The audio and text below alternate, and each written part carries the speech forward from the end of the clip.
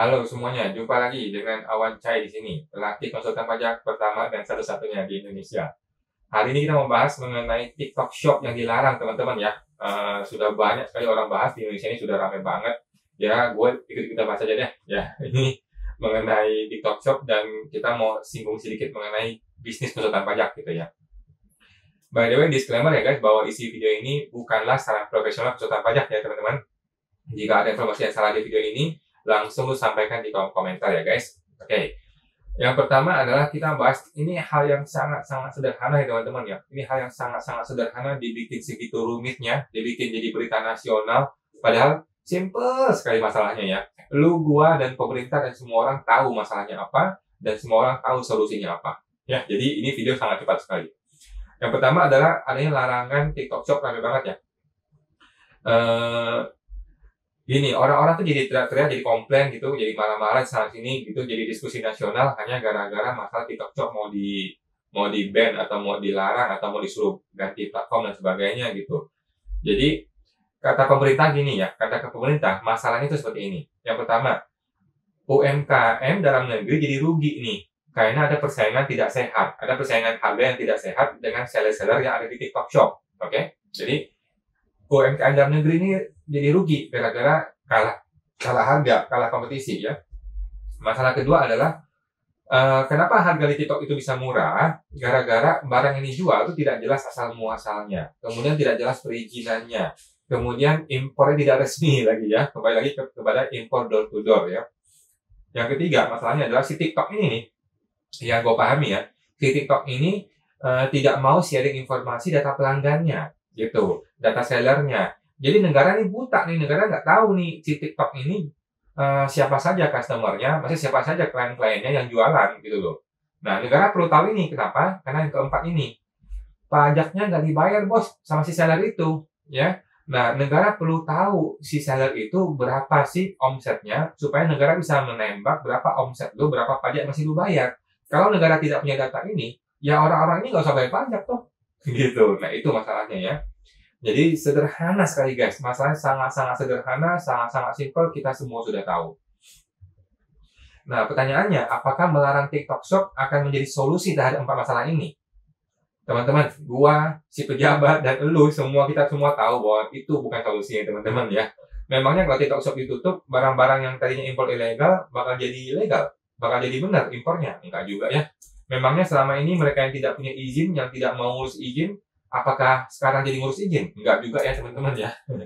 Apakah UMKM yang tadinya tidak bisa bersaing harga, gara-gara TikTok Shop ditutup, kemudian dia jadi bersaing harga? Enggak juga ya teman-teman ya. Dari mana logikanya ya? Enggak ada hubungannya teman-teman. Nah, sekarang gue kasih solusinya nih. Solusi ini sangat-sangat sederhana.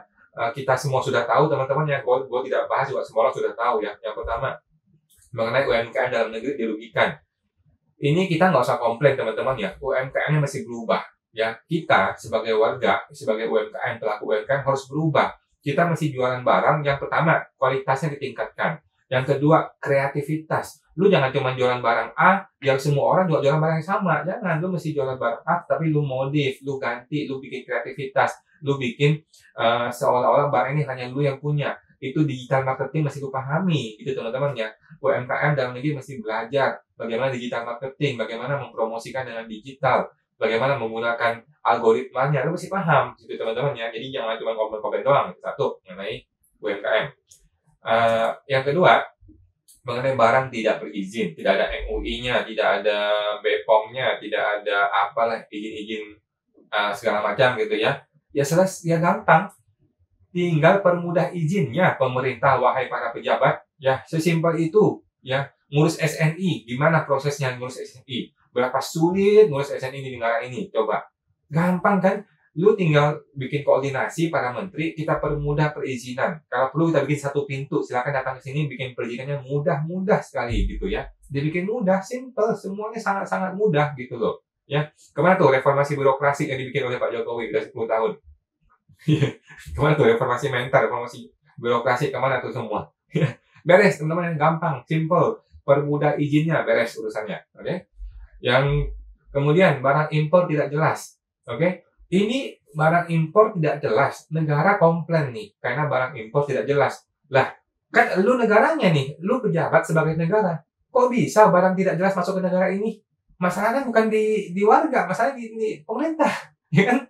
Masalahnya di negara. Bagaimana bisa barang nggak jelas masuk ke dalam negara? Sesimpel itu kan? Solusi gampang.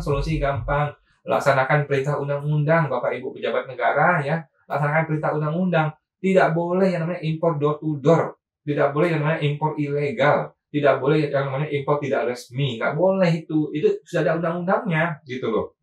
Oke, semua orang harus impornya resmi. Oke, impornya resmi, ada bayar PPh, bayar PPN, bayar biaya masuk, semuanya clear sehingga persaingan akan jadi sehat, gitu loh. Ya, nah dibarengi dengan permudah perizinan, gitu ya. Tentu ya, jangan sampai lu membuka keran, menutup keran impor door to door, tapi izin tetap susah, nggak boleh ya. Izin dulu yang masih dipermudah, kemudian baru impor door to door dimatiin, dibikin impornya harus resmi. Sesimpel itu kok, sesimpel itu pemerintah, ya. Tapi lu kasih waktu lah ya, kasih waktu. Contoh sampai Desember gitu ya, sampai akhir Desember, 1 Januari semuanya harus resmi. Nah gitu, bikin aturan gitu teman-teman ya, para pejabat ya, gampang ya. Tidak ada lagi tuh namanya barang-barang impor tidak resmi itu nggak ada lagi tuh, beres, selesai urusannya. Gitu ya. Nah, yang ketiga solusinya, TikTok tidak mau sharing info pelanggan. Ini negara punya siapa sih bos? Negara punya kita, bukan punya dia. Ya gampang lah. Lu bikin aturan, semua informasi marketplace harus terbuka untuk negara kita. Oke? Beres urusannya. Oke? Pertanyaannya, lu berani nggak bikin aturan ini? Oke? Lu berani nggak nabrak hak asasi mereka? Lu berani nggak untuk melaksanakan ini semua? Lu berani perang dengan negara itu nggak? Gitu ya. Itu masalahnya. Ya? Kemudian, yang keempat, pajaknya nggak dibayar. Nah, kita kembali ke solusi nomor 3. Ya. Kalau data itu sudah terbuka untuk negara, kita sudah pegang datanya, ya gampang kan? Tinggal kita sortir nih, siapa-siapa saja sellernya, dan berapa pajak yang mesti dibayar. Tinggal kirim surat, selesai urusannya. Oke? Nah, jadi pertanyaannya gampang sekali. Negara ini punya siapa? Negara punya kita, ya kan? Berani nggak kita menjalankan aturan dengan benar? Gitu loh. Berani nggak kita perang dengan mereka-mereka yang punya kepentingan? Gitu loh. Karena ini merugikan negara, merugikan warga negara kita sendiri, ya kan? Nah, ya, karena mereka kan nggak akan tinggal diam dong. Kalau lu ban ini nggak akan tinggal diam ya. Gue dengar hari ini tuh si CEO-nya TikTok langsung datang ke Pak Luhut. Nah, besok bisa berubah tuh aturannya tuh. Iya kan? Nah, jadi berani nggak kita ini sebagai bangsa berdiri berdaulat di atas negara kita sendiri? Gitu loh. Berani dong bikin aturan. Ya, lu bisnis di negara kita mesti ikutin aturan kita kan, gampang ya. Nah, gitu teman-teman ya. Sesederhana itu, segampang itu teman-teman ya. Gimana Pak Anies? Gimana Pak Prabowo? Gimana Pak Ganjar? Tidak ada satupun calon presiden yang ngomong ini. Dari kemarin, dari sudah berminggu-minggu kemarin. Kenapa mereka nggak boleh ngomong? Gampang kok, solusi sangat gampang tuh teman-teman ya. Oke, sekarang kita bahas mengenai konsultan pajak gimana nih? Nah, konsultan pajak nih, Anda konsultan pajak seperti gua, gimana nih teman-teman ya? Gua sendiri nggak pernah ya main TikTok Shop ya. Gue tidak paham TikTok Shop, gue tidak pernah buka TikTok Shop, gue tidak pernah jualan ataupun beli barang di TikTok Shop, nggak pernah teman-teman ya. Bahkan gue nggak pernah buka aplikasi itu ya. Gue buka aplikasi itu hanya untuk posting aja, hanya untuk posting, tapi gue tidak pernah bermedia sosial teman-teman ya. Seperti yang kalau Anda kenal gue, lu tahu bahwa gue tidak pernah bermain media sosial ya. Seperti quote yang sangat terkenal dari Russell Brunson bilang bahwa the fastest way to ruin your life is through media sosial ya. Jalan yang paling cepat, yang paling bagus untuk menghancurkan hidup lu adalah dengan bermain media sosial. Oke, jadi mulai sekarang berhentilah bermain media sosial ya teman-teman. Gua tidak bermain media sosial. Media sosial gua aktif, tetapi semua dikelola oleh tim gua gitu ya. Karena gua tidak pernah bermain media sosial. Karena hidup lu akan hancur kalau lu bermain media sosial. Nah, kita gunakan medsos itu untuk cari duit ya. Nah, sekarang sebagai konsultan pajak, kita juga sama teman-teman ya, kita juga jangan ngomel-ngomel, konsultan lain pada banting harga, konsultan lain pada kasih jasa murah-murah, mereka bla bla bla. Kita nggak usah komplain begitu teman-teman ya, kita mesti beradaptasi dengan dunia digital saat ini. Oke? Kita harus bisa nih menjadi konsultan pajak yang dicari oleh klien, bukan mengemis jasa-jasa dari klien gitu ya, bukannya mengemis kontrak dari klien, enggak. Kita mesti jadi konsultan pajak yang dicari oleh klien. Oke? Kita mesti mulai memanfaatkan dunia digital marketing untuk beriklan, tetapi tidak melanggar kode etik konsultan pajak. Nah, itu teman-teman ya. Gimana caranya? Nah, gua ada promosi nih teman-teman ya untuk ikut ke program pelatihan gua di Oktober ini teman-teman. Di Oktober nih, Oktober udah minggu depan nih ya. Namanya program KPP teman-teman ya.